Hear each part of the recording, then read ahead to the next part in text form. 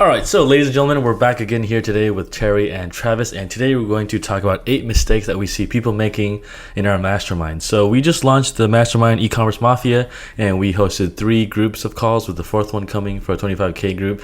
And today, Travis and I are just going to talk about kind of 8 mistakes we see people make throughout the calls, and hopefully that you can avoid them too. So before we start, Travis, what's going on, man? Well, one of my big updates is I had an unpaid intern who actually found us through our Facebook, and she just quit.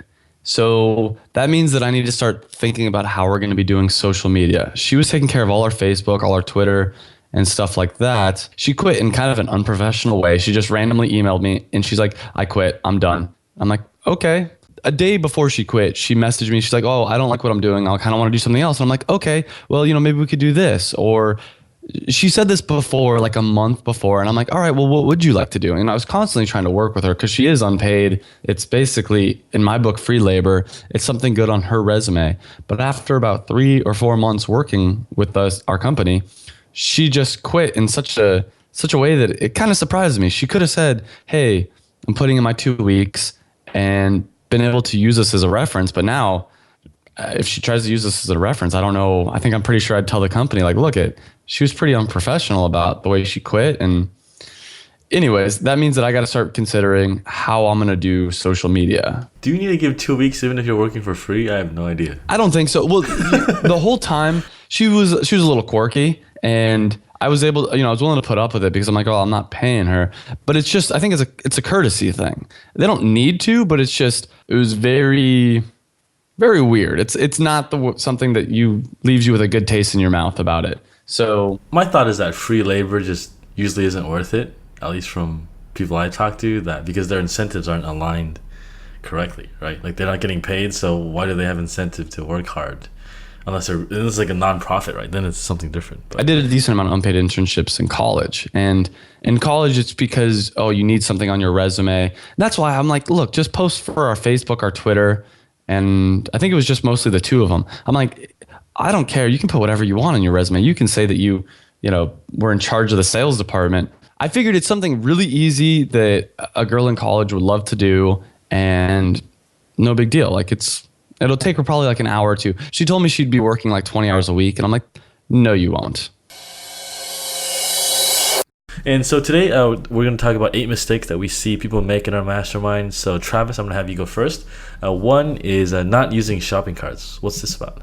Yeah, I saw a couple different people that were using either WordPress or just some kind of old system. Personally, if you're going to get serious about it, you need to use a shopping cart. And I know for a lot of people, the barrier to entry is, I don't want to spend money, but it's really cheap. I mean, I think there's plans starting at like $15 or less, and it just makes everything easier. It's a better system, just intuitively easier for the buyer, it seems like, to find their products too. Every part of it seems to be better if you're using a shopping cart system. So for me, I would go a little devil's advocate if you know what you're doing. So someone on my call was like a security expert, and he basically knew exactly what he needed on his website. So his day job is like basically breaking into people's security systems. So he kind of knew the vulnerabilities of each cart, and he kind of wanted that protection on his own business too. So I guess in that case, if you know what you're doing, WooCommerce is fine. But if you're just trying to save $20 a month, it's usually not worth it, because what happens is some people I know here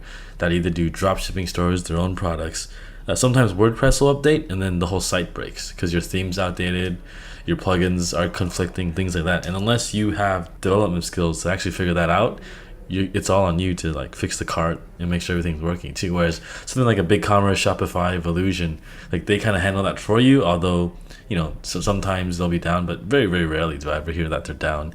It's usually like you can't get through to customer support, something like that too. So I think the $20 a month, whatever 50, whatever plan you're on, is certainly worth it over the long run to save you the time and the headaches too from having to do everything yourself. Well, I thought like WordPress is probably a little bit more vulnerable than like a Shopify or Evolution, from what I've heard.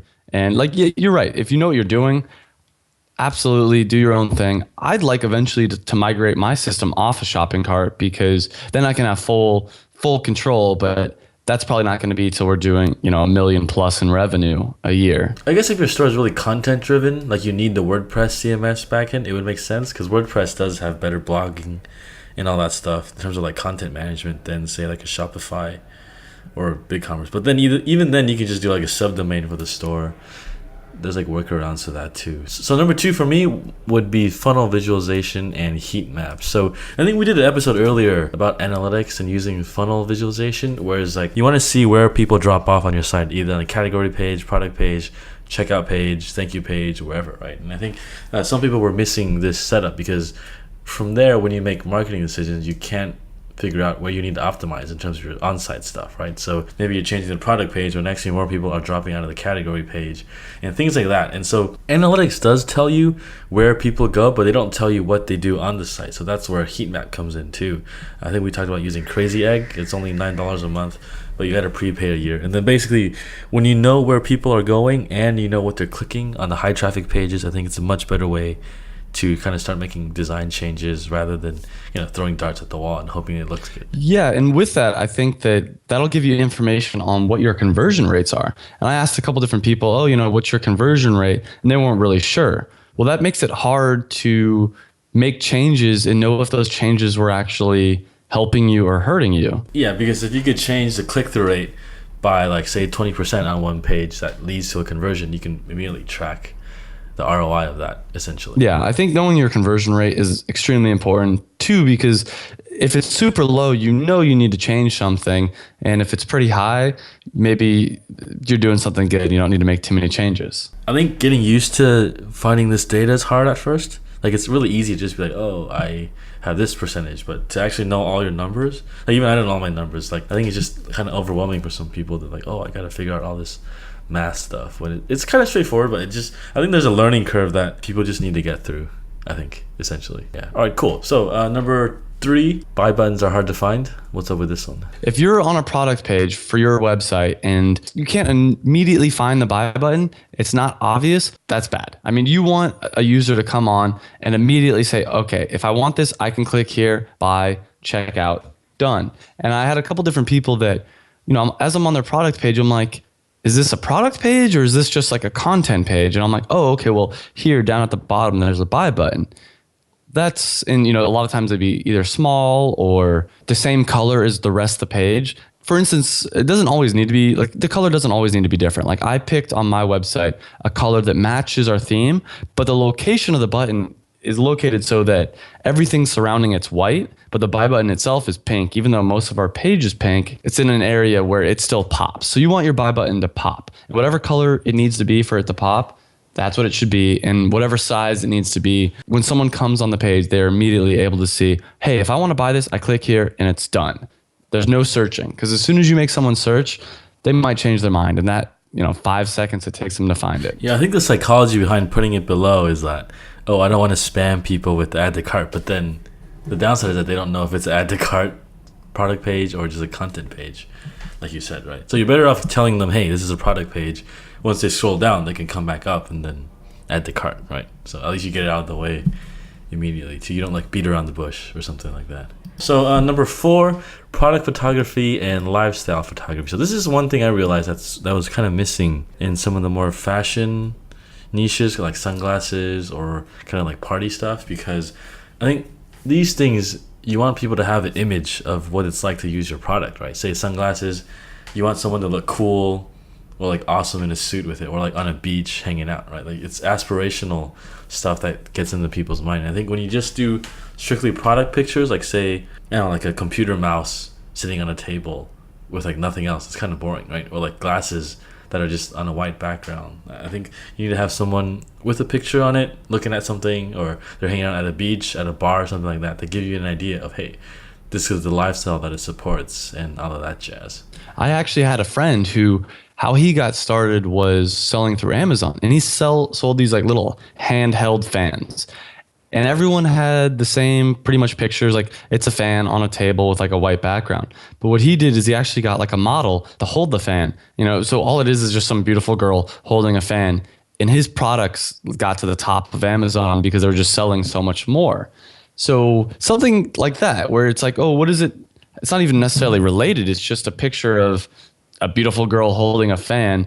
People still like to see stuff like that. They like to not only see the product, but see how it can be used. How crazy would that be if you just went on Amazon and just started going through niches and just updating photography and just like crushing it. Yeah, that's exactly what my buddy was doing. I mean, now he's doing just model photography, so I think he picked the better lifestyle. But if it would work on Amazon, it would definitely work within your own site. Yeah, well, I think especially if you're building your own brand, this is the tricky part. It took me a while to figure out.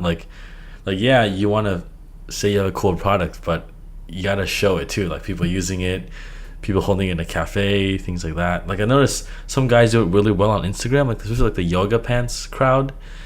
There's this guy that's in our mastermind, I think Bohemian Island. Like all his Instagram is just people posing in yoga with his pants, and then he does like 10K a month off this, just off Instagram posts like this. And I think he spams the hell out of the hashtags too. I think he's gonna make a post in the forums about how to use Instagram too, so it'll be kind of cool. Yeah. All right. So I guess that's it for photography. Number 5, above the fold, need to scroll. What's up with this one? Yeah, so I noticed a lot of people, their content, like or on their product pages, the landing pages for their product pages, you need to scroll to be able to get a sense of what the product is.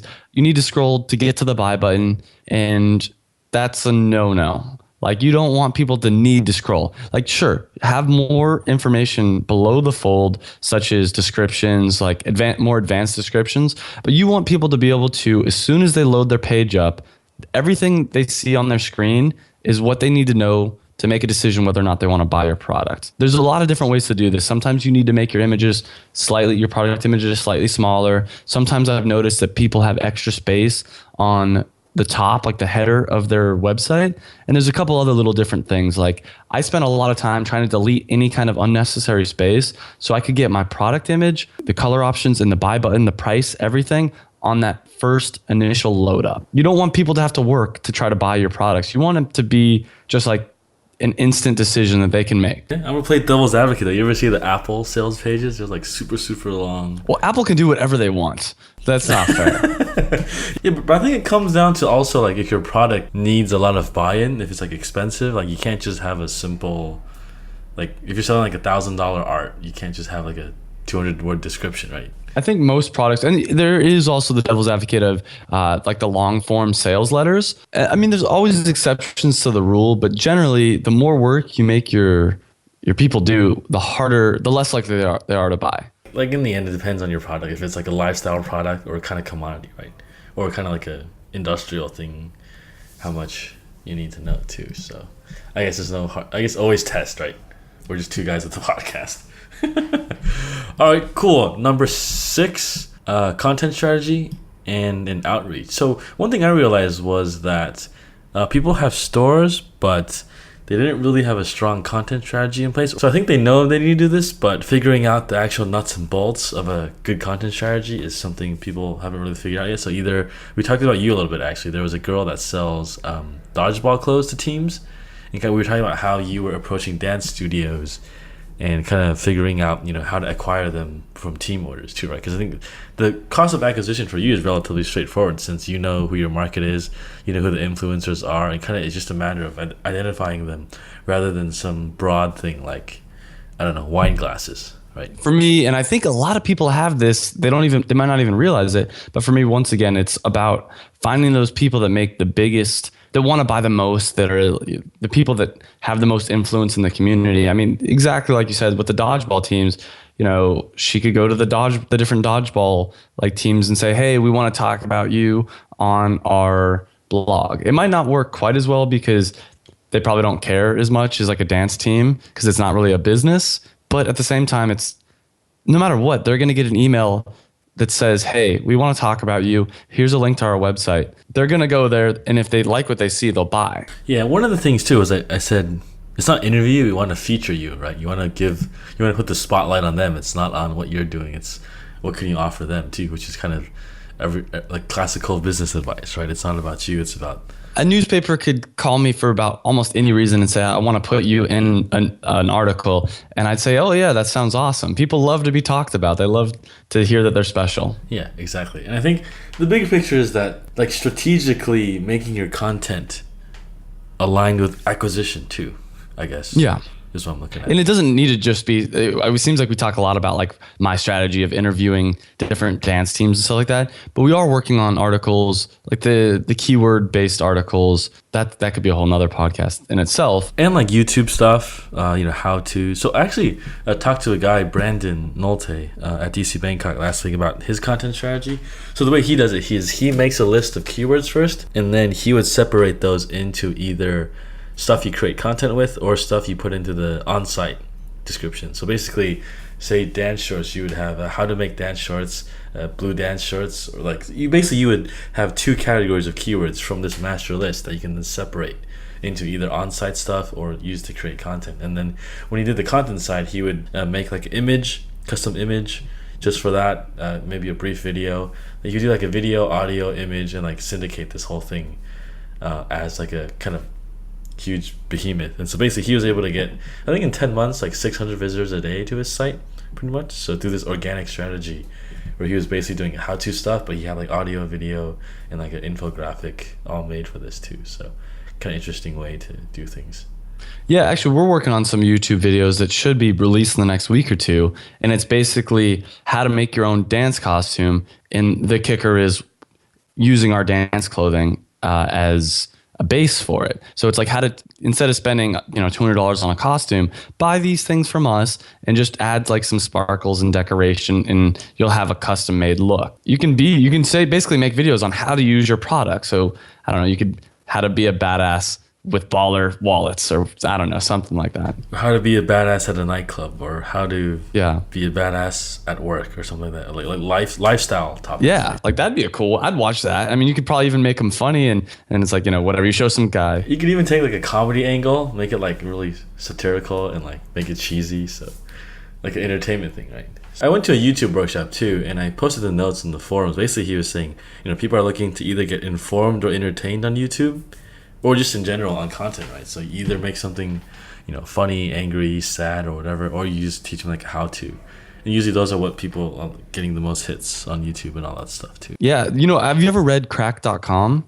They do both, which I love, because they have really informative articles, but they're worded hilarious. They'll do like, top 5, I don't know, craziest diseases in the world. But like as you're reading it, you're cracking up the entire time. But at the same time, it's like, oh, I just learned something, so I don't feel like I just wasted the last 20 minutes. Yeah. On the other end, you have like BuzzFeed, which is just a bunch of crap, right? It's like, 20 ways to know you're in your 20s. And you're just like, oh, it's so clickbaity. But it works, right? Yeah. So one of my friends, Mark Manson, was saying at DC Bangkok too, that you can have a link-baity title, but as long as you still provide value, people will forgive you for that. 20 things I learned in my 30s or something like that, right? Like that's those clickbaity, but if you actually provide good value, it's actually kind of cool. So number 7, friction in the user experience, hard to find your products. Yeah. So what I mean by this is that people that land on any page of your website should easily be able to get to your product page, to easily be able to buy, and easily be able to find exactly what they're looking for. And on different websites, this could mean different things. This could mean a very prominent search bar. This could mean like a menu where it's very easy to get to any product. And I saw a couple different problems people had, and I think most of the people realized that this was a problem. They weren't sure in their head how to fix it. But think about how many clicks does it take from any one page to get to any of the product pages, and the different paths that could take. You want to make it, if possible, from any one page of your site, you could get to another one of your product pages in one click, if possible. But not just that, people that come into your site, if let's say, for instance, for you, they want a certain type of wallet, make it as easy for them to find that type of wallet as possible, whatever that means. Yeah, I only have 4 clicks to the checkout page. I think the bigger key is to like, how well can you develop your sense of empathy, in the sense that you can put yourself in the user experience shoes and actually think about, like, it's not about your site, it's about how the user actually goes through the funnel, and like how well can you relate to them as they're doing that too. So I think this strategically boils down to like, your spacing, how much clutter's on your site, the design, like the grid, the ratios, things like that. Like that goes into all that technical stuff with the designer too. But I think in the end, if you can just put yourself in the customer's shoes, that's the best thing more than anything else. Yeah, and ask people that don't know anything about your website, never seen it before. What I actually did was, ask some family members who hadn't seen the website yet. All right, so you want to buy this product, how do you do it?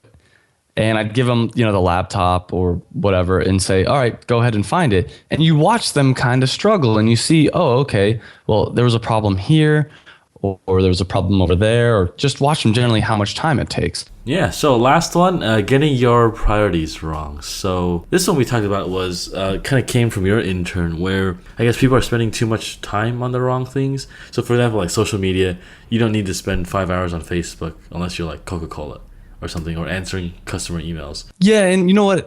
A lot of the advice, and Gary Vaynerchuk has a lot of advice on this.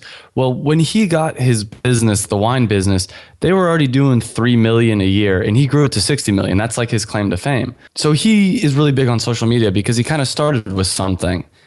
But also, like, I look at my site, the Facebook site, we have about 2,000 likes. Each time I make a post, it can go maximum to 2,000 people. It'll never reach that, but that's the max. Now, contrast that with a bbigger company who maybe has 100,000 likes on Facebook. Each post they do has the potential to go to 100,000 people. Well, yeah, they should spend a little bit more time than I should. It's the same thing with anything. With email marketing, if you have 30 people on your email list, you know what? Maybe you don't need to send out an email once a week that you spend a couple hours trying to craft. Maybe once a month, and is enough. So I think really realizing where your priorities are, and a lot of these people, I would recommend maybe trying to get more organic traffic. Build the SEO up a little bit. I'm a big fan of pay per click, or even trying to get your conversion rates better. Those are all things that could be worked on before you spend time doing Facebook or Twitter or Instagram. Yeah, I think it comes down to knowing your opportunity cost too, and how much each channel's revenue it brings in. Because if you don't know this, it's easy to just get pulled in all different directions, right? Whereas if you know that you run a guest post here, you always make $500 in sales, you would just do that all day, right? Unless you have a channel that gives you more money than $500. And I think when you don't know these different acquisition channels, it's kind of just, you're like a shot in the dark, I think. Also, I think really important to keep in mind that you should do what you want to do. And I remember talking to some of the people in the groups that they didn't want to do social media. They're not interested in that. They'd rather do more kind of old school methods. And I really think that if you just hate doing something, you don't necessarily need to do it right off the bat unless it's but know what your skills are, I guess is a better way to put it. Know what you're good at. If like for instance, for me, I'm pretty bad at Pinterest. I don't necessarily know what's good. So I've spent my time focusing on paid ads and stuff that I can mathematically figure out, and I'll hire someone else to do the Pinterest stuff. Yeah, like we have a friend here who is crushing it. He's like a awesome salesperson, but he's terrible at running the business finance and everything like that. So I think it's like knowing what you're good at and being humble enough to like let it go and let someone else do it. So if you don't like doing social media, you probably find someone to do it, or use like a scheduling tool so it gets automated, things like that. I don't think it's the right solution, but it's a matter of being honest with yourself and doing what you like doing. And because the last thing you want to do is just build yourself a job that you hate, right? Because why are we doing this if we're doing what we're doing like before we started this business? All that being said, I mean, that's what you need to factor into figuring out what your priorities are. But obviously at the same time, if you have a crappy website that is hard for people to buy from, it doesn't matter how much time you spend. Let's say you really like Facebook marketing and you're really good at it. You could easily double, triple your percentages if maybe you worked on your website a little bit. So know where your time is going to be the best spent. Yeah, and it comes down to having your analytics set up right and knowing what the numbers are, right? Because if you just don't even know your conversion rate or only have a general idea, well, you're not really going to be guided by the right data and all that stuff too. So this comes from like analytics, heat maps, things like that, funnel goals, channels, all of that stuff. Yeah, and as I was kind of saying at the beginning of the show, I had an intern basically doing like 5 posts a day on Facebook and Twitter and just really working on that. Like that was her full-time thing. And I didn't really see any conversions from it and not that much traffic from it either. So now that she's gone, how much time am I going to want to spend doing Facebook stuff? Probably not a lot, because it didn't seem like it really paid off as much as I would have liked it to. I'm still going to use it, but I'm going to utilize it in different ways. Yeah, you learn as you go, right? And this is what I've heard too, like people that outsource social media, they don't really see great results, I guess, because I think people can tell when it's like management posting or like the actual owner, or somehow, like I think people's bullshit meters are pretty high. So I don't really know how effective that is to outsource it. All right, cool. So I guess that wraps up this episode. Kind of a quick one. 8 mistakes we see people making in our masterminds. 1, not using shopping carts. 2, buy buttons that are hard to find. 3, scrolling above the fold, below the fold. 4, making your products hard to find, friction in the user experience. 5, funnel visualization and heat maps. 6, product photography, lifestyle photography. 7, content strategy and outreach. And 8, getting your priorities wrong. So I guess that's it for this week. If you guys have any questions, shoot us an email. I am Terry at buildmyonlinestore.com, and you are Travis at buildmyonlinestore.com. And I guess we'll see you guys next week. See you later. Thanks for listening to this episode of the Build My Online Store podcast. If you want the show notes, make sure to check out the website at buildmyonlinestore.com. And if you got an e-commerce store, every 2 weeks I lead a live mastermind call with about 5 or 6 of the listeners in 2 separate groups where we work openly together and solve a business problem that you have. And we're all there to support each other. So if this sounds like your cup of tea, make sure to check us out at buildmyonlinestore.com/mastermind. Thanks again for tuning in, and I'll catch up with you guys next week.